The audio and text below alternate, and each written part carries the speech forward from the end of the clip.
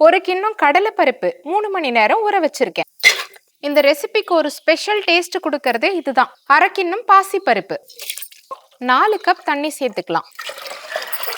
3 whistle வரட்டும். தண்ணிய வடிகட்டிடலாம். ஒரு பேன்ல 2 ஸ்பூன் நெய் சேர்த்து தேங்காய் துருவல், தேங்காய் நிறம் மாறிடுச்சு.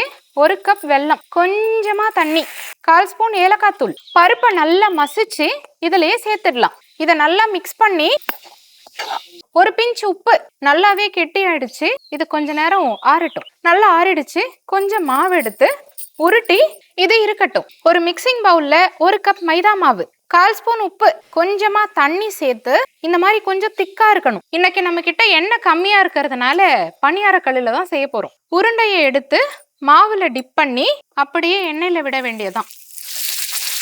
பிகினர்ஸ்க்குமே சில நேரம் பிச்சுக்கும், அதனால இப்படி பணியார கல்லுல ட்ரை பண்ணி பாருங்க, சூப்பரா வரும். வெந்ததும் எடுத்துக்கலாம்.